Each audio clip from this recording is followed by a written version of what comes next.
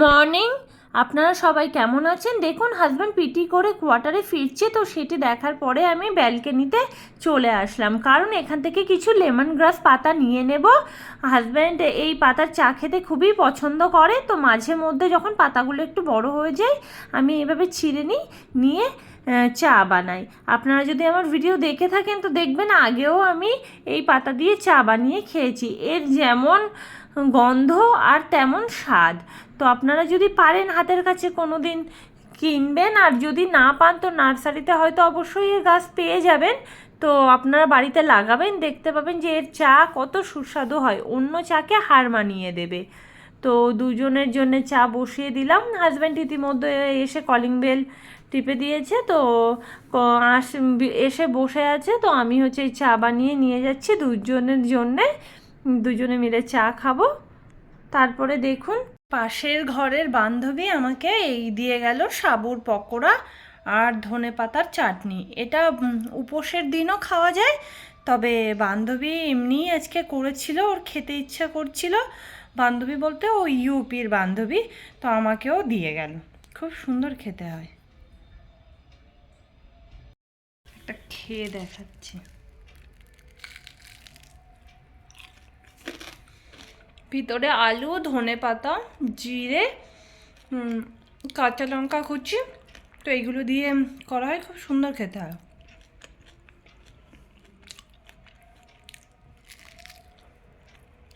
তো আমি ততক্ষণে খেতে থাকি, আপনারা ততক্ষণে আমার সাথে থাকুন। খুব টেস্টি, কথাই বলতে ইচ্ছে করছে না, মনে হচ্ছে পুরোটা খেয়ে নিই, কিন্তু খেতে পারবো না, কারণ আমার ব্রেকফাস্ট করা হয়ে গেছে। দুটো রেখে দেবো দুটো বাচ্চার জন্যে, আর আমি একটা খেয়ে নেব। তো আপনারা আমার সাথে থাকুন, ততক্ষণ আমি এটা শেষ করি। বাড়িতে একটি ফিনাইলের কৌটো ছিল, তো হাজব্যান্ড সেটিকে না ফেলে দিয়ে সুন্দর করে কেটে নিয়ে নিচেটা ছিদ্র করে নিয়ে পরিষ্কার করছে। দেখুন আমি বললাম কি করবে এটা দিয়ে? বললো আজকে গাছের যত্ন নেব। তো এই খাদ মেশানো মাটি এনেছিল আমাদের ক্যাম্পে, যেখানে মালি পুরো গাছ পরিচর্যা করে। ক্যাম্পে যে গাছগুলো মানে তৈরি করে তার কাছে খাদ ছিল, তো তার থেকে একটু খাদ এনে মাটির সাথে সুন্দর করে মিশিয়ে নিয়েছে। এবার আমাদের বাড়ি যে গাছগুলো আছে ওইগুলো দিয়েই আমাদের বাড়ির গাছগুলো পরিচর্যা করা হবে, বা তাদেরকে পুষ্টিকর খাবার আজকে দেওয়া হবে। একটি টবে দুটি গাছ হয়েছিল, একটি গোলাপ গাছ, একটি নয়নতারা গাছ। তো নয়নতারা গাছটি তো বড় হতে হতে শিকড়টা চারিদিকে ছড়িয়ে যাবে, আঁকড়ে নেবে। তো সেই জন্যে বললো যে এটার থেকে আমি তুলে নিয়ে এই যে ফেনাইলের কৌটোটা কেটে আমি টব হিসাবে আপাতত ব্যবহার করছি, এখানে আমি এটা ট্রান্সফার করে দিই। আমি বললাম ঠিক আছে।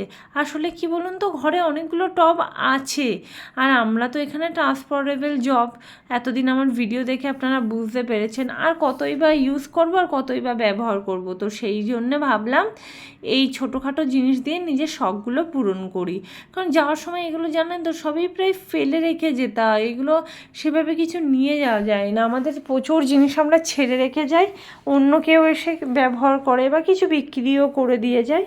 দেখুন তো সুন্দর করে গাছটি মানে ওই টব থেকে তুলে এই কৌটোর যেটা নতুন টব বানানো হয়েছে তো এর মধ্যে পুঁতে দিল, আর খাদালা মাটি সব গাছের গোড়ায় দিয়ে দিল, কারণ হচ্ছে সেগুলোরও একটু পুষ্টি হবে।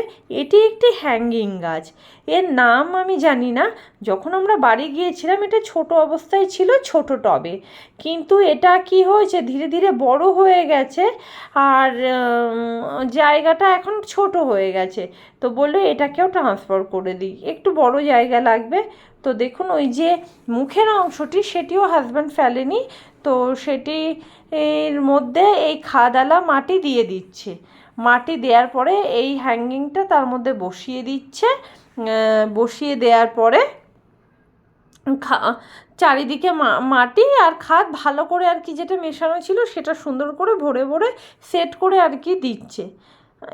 এই জায়গাটি বড় পেয়েছে বেশ, হ্যাঙ্গিং গাছের জন্য এটা ভালো জায়গা হয়েছে। ধীরে ধীরে এই গাছগুলি ঝুলতে ঝুলতে নিচের দিকে চলে আসবে, খুব সুন্দর লাগে দেখতে। আমার পাশের কোয়ার্টারে একজন ভদ্রমহিলার ঘরে আমি এই গাছ দেখেছি, খুব পছন্দ হয়েছিল। তো দেখুন এবার ধীরে ধীরে অন্য আরেকটি গাছ নেবে, মানে এইগুলো মোটামুটি এই দুটো গাছ হয়ে গেছে প্লান্টেশন করা, আরেকটি গাছও আছে। গাছের গোড়ায় একটু করে জল দিয়ে দিচ্ছে। আরেকটি গাছ আছে, ওটা আমাকে মুখে বলছে আর কি পাশ থেকে নিয়ে আসো, যে তার নাম হলো জেড প্ল্যান্ট। এই দেখুন জেড প্ল্যান্টটা আমার একটা ক্রিমের কৌটোতে ওরকম পাশ দিয়ে ক্রাফটিং করে সেই কৌটোই করেছিলাম। তো ছোট পড়ে যাচ্ছে জায়গা আর বড় হচ্ছে না, মাটিতেও শিকড় ছেড়ে দিয়েছে। তো সেই জন্য বললো এটা এখান থেকে ট্রান্সফার করে আরেকটু বড় জায়গায় রাখতে হবে। তা যে ছোটো টবটির থেকে হ্যাঙ্গিং গাছটি রেখেছে না, তো সেই জায়গাতেই আর কি ওই জেড প্ল্যান্টটি বসিয়ে দিচ্ছে। এর জন্যে এটা একদম পারফেক্ট টব। আর এই জেড প্ল্যান্টগুলো দেখতে এত সুন্দর লাগে না, আপনাদের কি বলে বোঝাবো, খুবই সুন্দর লাগে। এবার টবের গায়ে যে মাটিগুলো লেগেছিলো সেগুলো সুন্দর করে মুছে টুছে দিচ্ছে আর কি। তো দেখুন হ্যাঙ্গিং গাছটি তৈরি হয়ে গেছে বাড়িতেই, এটি পরে কালার করে দিলে আরও ভালো লাগবে। তো এইভাবে সমস্ত গাছগুলো যত্ন করা হলো আজ, মানে করা হলো বলতে হাজব্যান্ডই করলো। আমার যদি এই ব্লগটি আপনাদের ভালো লেগে থাকে লাইক শেয়ার কমেন্টস করতে ভুলবেন না, আর সাবস্ক্রাইব অবশ্যই করবেন। আপনাদের জন্য আরও ভালো ব্লগ আমি আনবো। দেখা হচ্ছে নেক্সট ব্লগে।